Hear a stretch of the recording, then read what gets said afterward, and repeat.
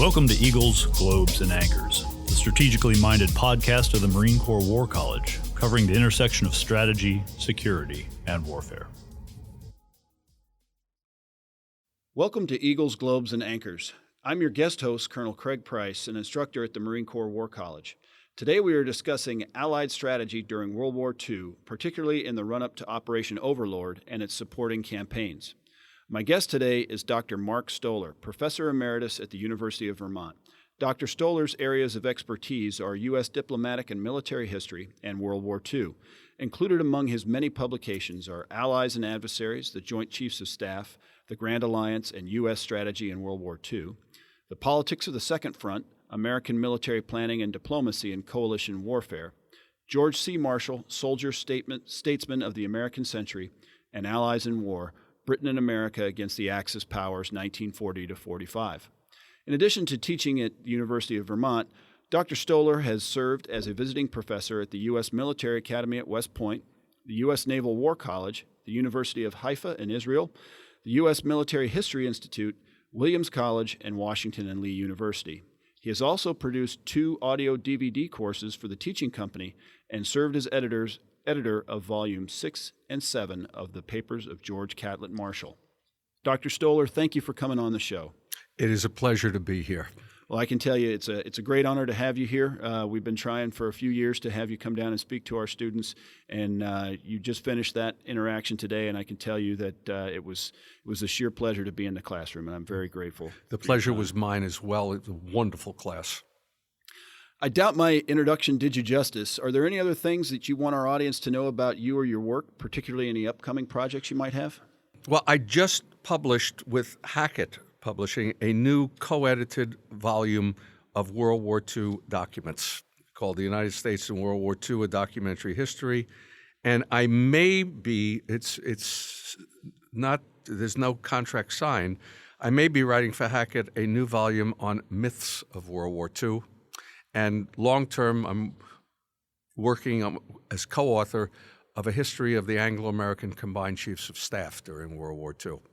So provided I live long enough, we'll get these done. Well, I think to go off script a second, I think that would be a fascinating volume, The Myths, because one of the things at McWar that we try to clear from our students' minds are the national myths that relate to Overlord or relate to World War II in general. And Michael Howard once wrote that part of the military historian's historical job was to reinforce national myths. That's fading from the popular or the current ideas, but it has a strong pull, especially for military officers. It does tend to reflect those national myths. And so I think anything that can be done to disabuse people of the notion that everything was foreordained and of course America and Britain were wonderful friends and yeah, little problem there. No, there are. This is a series in Hackett, 7 myths about. 7 myths about A, 7 myths about B, and mine will be 7 myths about World War II. And there are many more than 7. I'm just going to use 7 categories of myths. And myths usually have a kernel of truth, but then it goes haywire. And I think one of the problems is the confusion of history with memory and commemoration. They're not the same. You get the myths when you go into commemoration. And one of the jobs of the historian is to disabuse people studying history of those myths. Classic ones for World War II, we won the war virtually single-handed, totally ignoring the enormous Russian war effort, the British war effort, the Chinese war effort, and the list just goes on and on and on. Myths about Pearl Harbor abound. To try to explain this event, myths about the atomic bomb abound. So, but let's see, that will be the next project. I did read in preparation for the classes this year. I used one of your books, or that you had edited, on the major problems in World War II history. Yes. I found that volume extremely useful in preparing discussions on the Battle of the Atlantic for the students, and that's another area, I think, along with despite everyone knows about the strategic bombing campaign, I think Americans tend to not realize how enormous it was, the human effort required. And that's one of the things that we bring out to the students, is that the 8th Air Force actually had more combat casualties than the entire United States Marine Corps. And students I believe it's the highest casualty rate for any branch of U.S. service during the war. And students are often shocked when that fact gets thrown out to them, and it really does open their mind to be more receptive to the ideas that we bring folks like yourself in to discuss with them. All right, going back to, as I said, I'm filling in for Jim Lacey, and he prepared some questions, so we'll go through those and we'll see where this conversation takes us. Well, the first question we have today is, was there an alternate and better path to victory? For instance, if the Allies closed down the Mediterranean after Operation Torch, could they have successfully invaded Northern Europe in 1943? Well, first of all, you have to remember that Hitler decided to invade and hold Tunisia after Torch was launched.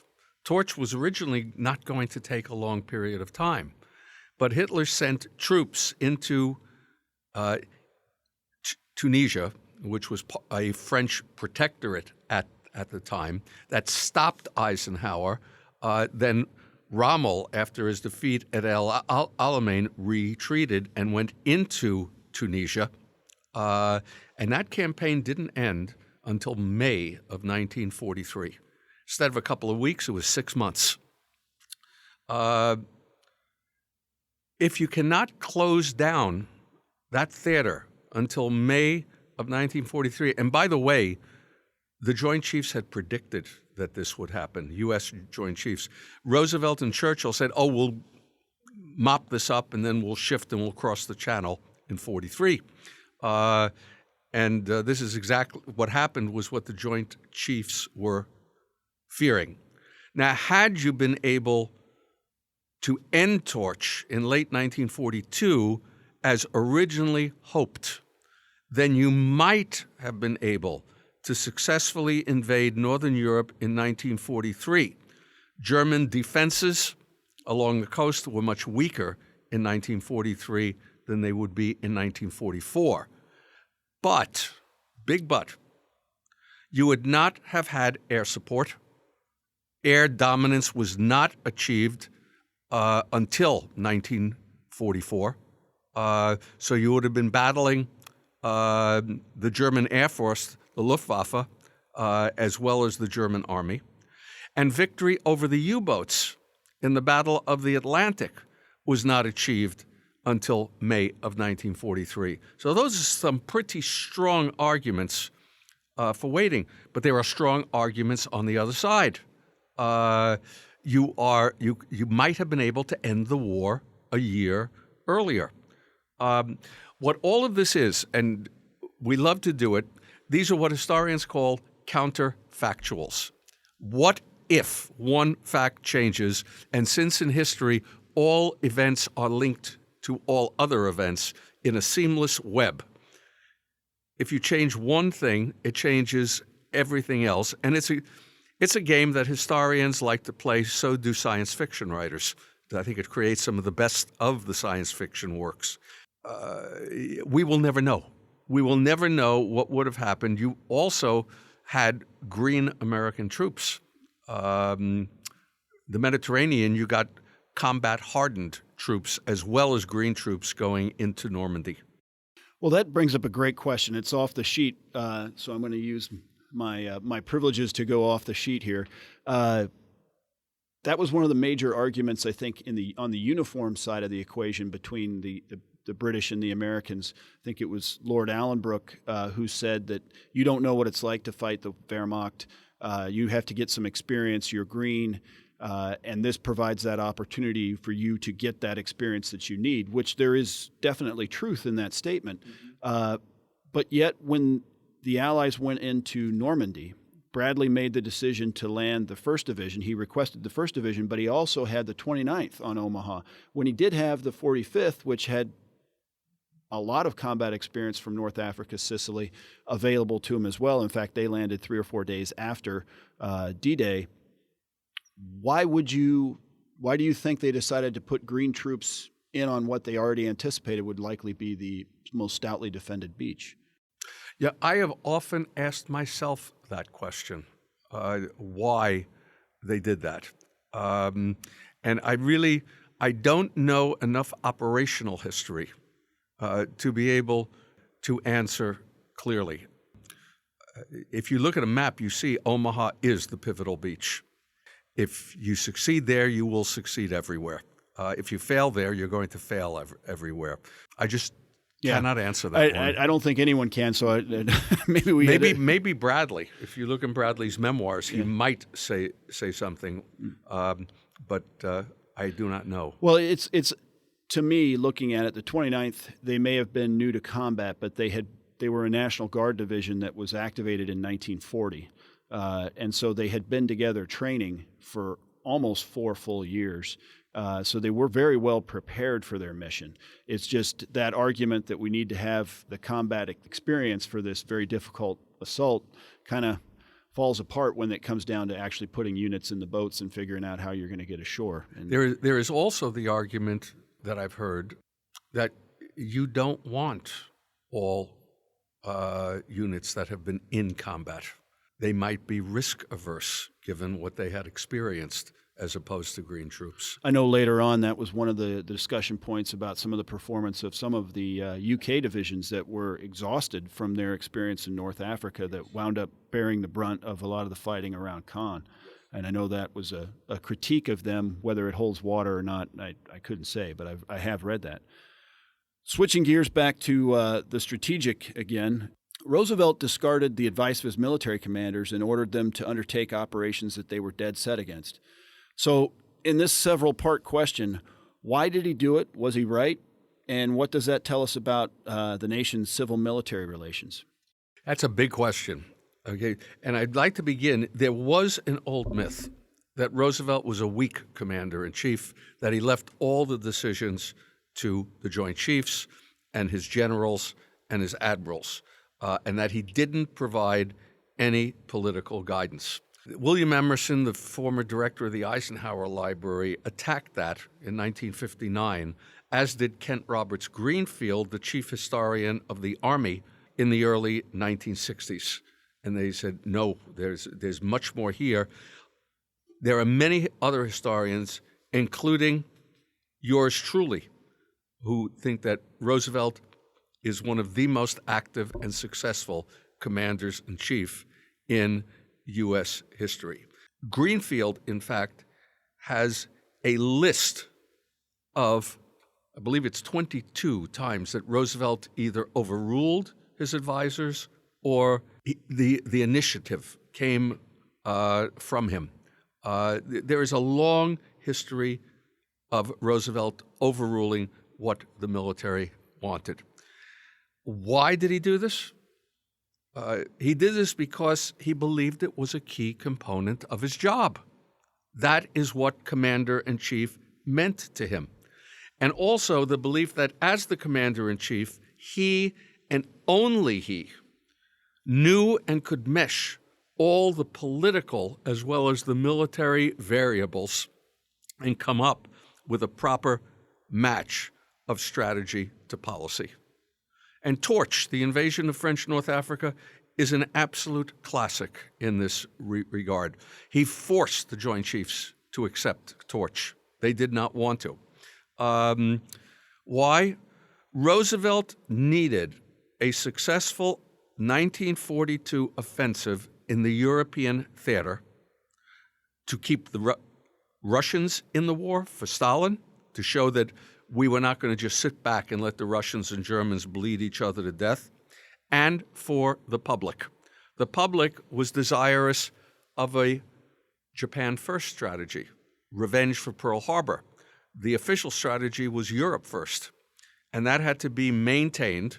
And Marshall, at one point, said, and he knew it would be misinterpreted, he said, in a democracy, you must have a successful offensive every year. People need to be entertained. And then he backed off and said, I don't mean it in that way, but it is true. If you want the public to back what you're doing, you have to have something to show them. So Roosevelt would have preferred to try to cross the channel in 42, but the British said no, and it was going to be British troops. Next best thing, North Africa. In fact, North Africa is better because instead of coming up against the Wehrmacht, you're dealing with Vichy French troops, which were believed to be easier. But when Roosevelt overruled the chiefs, it was usually because he had meshed the political and military factors in his own mind and came up with what was best. Now, by political factors, I mean very broad political factors, like I just mentioned. He did not insist that torch be launched before the congressional elections in 1942. Once he did, he held his hands in prayer for Marshall and said, please make it happen before the election. And Marshall said, Mr. President, I can't. And Marshall said, Roosevelt never raised it again. Because that would be partisan politics. We're dealing here with broad matters of policy. Roosevelt also jealously guarded his prerogatives in this regard. Marshall related the story of trying to convince Roosevelt to appoint a chief of staff for the Joint Chiefs. Person today would be called the chair of the Joint Chiefs of Staff. And according to Marshall, Roosevelt's reaction was, but that's my job. And it began, Roosevelt said, you're my chief of staff. And Marshall said, no, I'm your Army chief of staff. You need a chief over all the branches of service. And that's when Roosevelt said, that's my job. He finally agreed to appoint Admiral William D. Leahy as chief of staff to the commander-in-chief, a position that became chair of the Joint Chiefs. But he defined Leahy's role as being, in his words, my leg man to the Joint Chiefs, whereas what Marshall and the chiefs wanted was a representative from the chiefs to the president. And there is a big difference between the two. And in my reading of the Joint Chiefs minutes, Leahy fulfilled his role. Whenever the Joint Chiefs started talking about political matters, he would say, this is not our concern, save that it affects the operations we are talking about. Well, I think if I could follow up on that, that's a very interesting point that you bring up, and it seems to me it might be a topic for your myths book, because there is, and you mentioned this in class this morning, I'm not smart enough to come up with this on my own, but there's a myth that persists that in World War II, the politicians gave the military a simple, clear mission and then got out of their way and let them conduct that operation. And what you're saying here is that's not the case at all. No, that is not the case at all. And it works both ways. Roosevelt is fusing strategy and policy, but the chiefs, when they are coming up with strategic proposals, are aware. Marshall put it very nicely, again, in one of his oral history interviews after the war.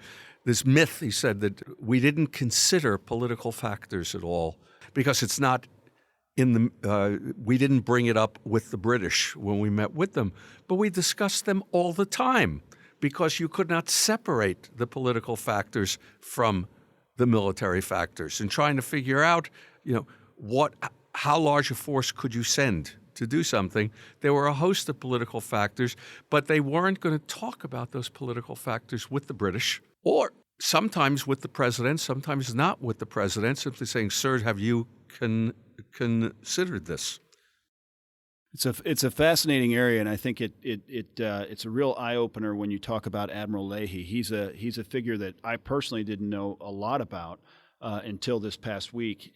We had Mr. Jonathan Jordan here earlier, as well as Dr. Rob Citino, and both mentioned the role of Leahy Yes. But not to the extent that you've discussed him today.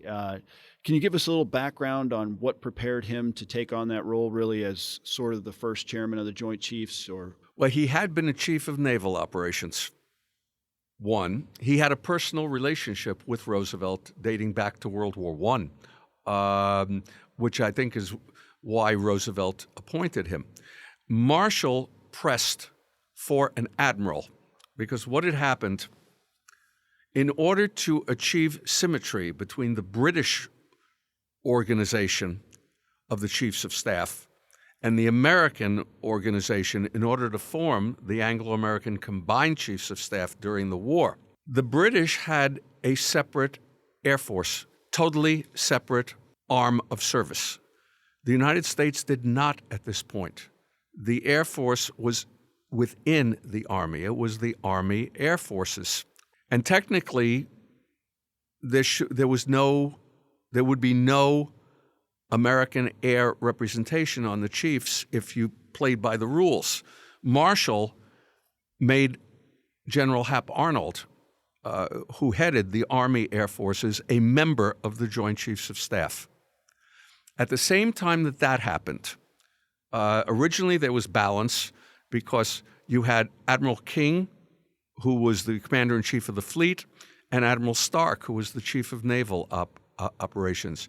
But Admiral Stark gives up that position or is removed from that position and sent to England to act as head of U.S. naval forces in England and coordinate things with the British. And King assumes the title of Chief of Staff as well as Commander-in-Chief of the fleet. There's a funny story that if you make an acronym out of Commander-in-Chief of the U.S. fleet, you get CINCUS, CINCUS. And King said, no, that will never do. Roosevelt also did not like anybody holding a commander-in-chief title except himself. But what has occurred by 1942 in the early days is King represents the Navy and Marshall and Arnold represent the Army. And that's not going to work well. So Marshall presses for an admiral to be appointed to balance out the Joint Chiefs and allow for smoother functioning of the organization. So I guess on a practical standpoint, when the Combined Chiefs would meet, whether it was at a major conference or they would discuss matters, did Leahy function as sort of an American version of Allenbrook, or? No, not of Allenbrook, because Allenbrook is only Chief of Staff of the Army. Of the Army, okay. Yeah, though he also becomes, no, you are correct, he becomes the spokesperson for the chiefs. So yes, Churchill also has a personal representative on the British Chiefs of Staff. Right. Lord Ismay. That's right, yep. Okay, so his peer is actually Ismay. Yes. When they meet. Yes, right. Okay. When they meet, his peer is Ismay. It depends what they are discussing. When they are discussing European strategy, it is Allenbrook and Marshall. When they are discussing naval affairs, it will be King and at first Admiral Pound until his death, and then Admiral Cunningham takes over. If it's air matters, it's Sir Charles Portal and Arnold. But Leahy is in terms of rank order of things, he is the head of the Joint Chiefs. Along those lines, much has been said and written much has been said this week in class and also written overall about Allenbrook's thoughts on Marshall as a strategist. What were Marshall's thoughts on Allenbrook? Good question, which is not answerable completely because Marshall avoided making personal comments on individuals. He never wrote his memoirs. Right. And that was one of the reasons he didn't. There had been at the end of World War I this battle of the memoirs and generals and admirals putting each other down, and he didn't like it, and he did not want to be a part of it. I think safer is the American view. All of Marshall's planners and the Joint Chiefs view of Allenbrook. In a word, arrogant. And Allenbrook was very, very bright. And he knew it. And he had that method of talking, this is obviously the only way to do it. And you don't know what you're talking about if you disagree with me. He kept the really nasty comments in his diary every day. And it was not limited to Marshall by any stretch of the imagination. You should see what he wrote about Churchill, and how Allenbrook survived working with Churchill is a whole other matter. That was a major problem, but there were times when the arguments became so intense in the Combined Chiefs of Staff meetings that they had to go off the record. They cleared the room of all personnel except the 8 chiefs. And Allenbrook wrote in his diary, Marshall and I had the father and mother of a row when the room became cleared. In fact, there's a funny story told that at the end of one of these off-the-record sessions, with everyone standing outside, the head of combined operations in Britain, relative of the King, Admiral Louis Mountbatten, as head of combined operations, had been working with an experimental ice, shatterproof ice, called pykrete. And there was even talk of using it to make aircraft carriers. They would obviously be temporary, but and he wanted to show how that the pykrete was shatterproof. So he brings a large block of it in on a gurney, takes the cover off, and stupidly fires a pistol into it. The bullet, and he did it the bullet starts ricocheting all over the room. I believe it went through Admiral King's pants leg. Everyone was ducking. And at the end of the experiment, and there were multiple shots, I believe, and Mountbatten covers the pykrete because it's secret, wheels it out on the gurney, and one of the MPs says, I knew it. Sooner or later, these guys were going to start shooting each other.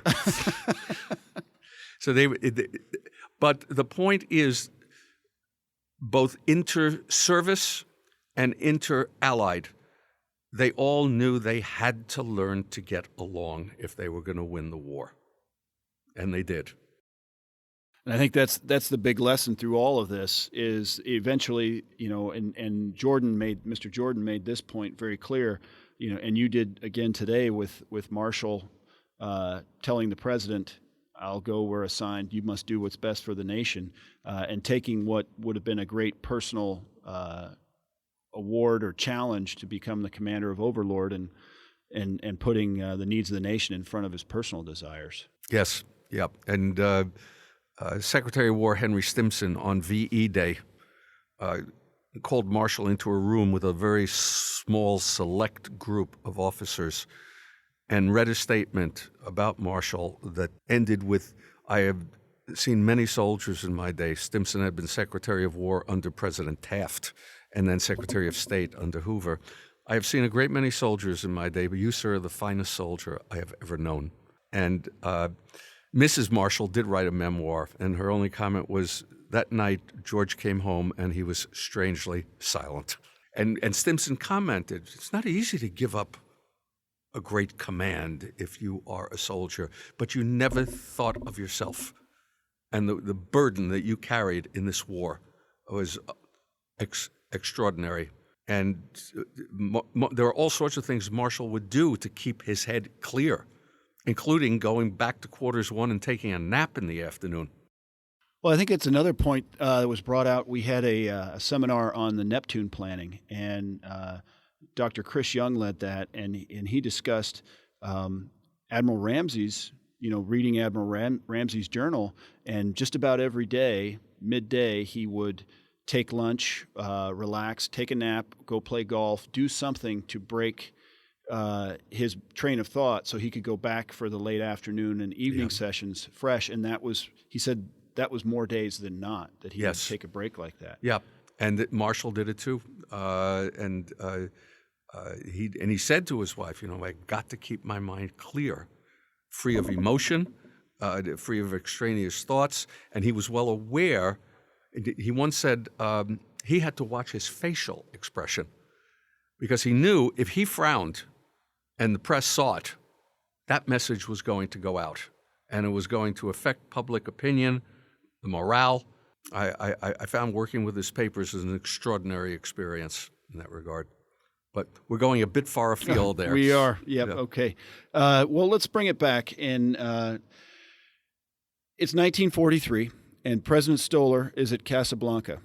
Do you support your chiefs and push to go to Northern Europe, or do you go with Churchill to attack Europe's soft underbelly?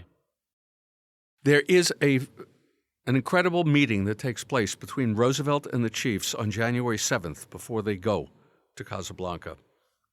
And Roosevelt asks Marshall, are you chiefs and your planners united in calling for a second front in 1943? And Marshall is forced to say no, that some of the planners are saying this can't be done. There is not unanimity amongst the planners. And Roosevelt says, know that the British will have a plan and they will stick to it. And basically, from the American Joint Chiefs point of view, the chiefs were humiliated at the Casablanca conference. Marshall's chief planner wrote home, one might say, we came, we saw, and we were conquered. The British organization, the backup papers, everything, and the Americans were simply overwhelmed. And Roosevelt, seeing which way the wind was blowing on this, went along. He was not going to force it one way or the other. And I think he wanted to stay in the Mediterranean in 43. 44 was another matter entirely. But as a result of their failure at Casablanca, the chiefs revamped their entire planning structure. And they began to war game the next conference as to who would say what and when. And they set special effort to win the president over to their point of view, which succeeded in 1940, after the Casablanca conference, by the time you get to the Trident conference in Washington in May. By the way, we'll throw in one thing about the Trident conference. Marshall, knowing how important it was for the chiefs to get along, arranged for a weekend for the British chiefs and the American chiefs at Williamsburg. And examining the battlefields in that area. And he knew that Allen Brooke was a bird watcher. Each of the chiefs, by the way, had some hobby, some way. And for Allen Brooke, it was bird watching, and made sure that Allen Brooke had enough time to do that. I think that's an important lesson for our listeners and for our students. The opportunity to interact at that level is pretty fleeting, and to go into it without being prepared, without having a plan, is akin to going into a battle without having a plan. If you don't know where you're going to be headed, how can you possibly provide best advice to your civilian leaders? Exactly. And it worked out, but we have to divorce ourselves of the notion that it was always going to work out anyway. Exactly. There is this tendency when you look back at history to say, well, it had to work this way. It didn't. It could have worked other ways, and I think these individuals deserve enormous credit for what they were able to do. I wanted to add, going back to Allen Brooke, who had a very negative view of Marshall as a strategist, because he didn't see Marshall thinking ahead. The truth is, the Marshall I've studied always thought ahead and had an extraordinary ability to think, if you will, around the corner and to look at what was really important and what were going to be the long-term consequences of actions. The classic one is when he established the Civil Affairs Division to deal with conquered enemy territory in 1943 and appointed a general to head it. And according to that general in his oral history, the charge that Marshall gave the general, was to never forget that we are servants of the Republic as officers. And it is very easy to forget that when you're doing your job. And the job you're taking on is really, Marshall felt it was really a civilian job that has been forced upon the Army. And he wanted the military, the general who was appointing these military governors to be very careful. He said, we have one great advantage. Our people trust us. They do not think we are going to try to overthrow the government. And you can destroy that trust overnight because of the area you are dealing in. Can you imagine? This is March of 1943, and there is the way Marshall is thinking in terms of long-term consequences of actions. And he would do the same when talking about Overlord versus the Mediterranean strategy and what were the long-term consequences of each approach. So I think Allenbrook got Marshall totally wrong because Marshall had not thought in terms of invading in 42 beyond establishing the beachhead. But I think it was a mistaken notion, and they were able to get over this. And in fact, the British official military history points out that by 1945, Marshall had emerged on the combined chiefs as the first amongst equals. And that could not happen unless Brooke had developed respect for him. You also have to be very careful. Allenbrook's diary, he vented every night. He had to deal with Churchill constantly. And so there's this venting that goes on. And that's the advice I gave the students. If they keep a diary, keep it private. Don't let it get published after the war, because Exactly. you never know what You never know. generations of historians and readers will think. Right. Well, Dr. Stoller, I want to thank you for being on the show. I know our students enjoyed their time with you, and I certainly did. And we look forward to having you back at McWar as soon as possible in the future. I'm your host, Craig Price. Thank you for listening to Eagles, Globes, and Anchors, the strategically minded, innovative podcast of the Marine Corps War College. This concludes the EGA podcast. Thank you for joining us. The views expressed in this podcast reflect those of the speakers and do not necessarily reflect the views, policies, or positions of the United States Marine Corps or the Department of Defense. You can follow the Marine Corps War College on Twitter, Instagram, and Facebook at McWar College. And as always, our podcast music is Stuck in Traffic by Rivero. Have a great day.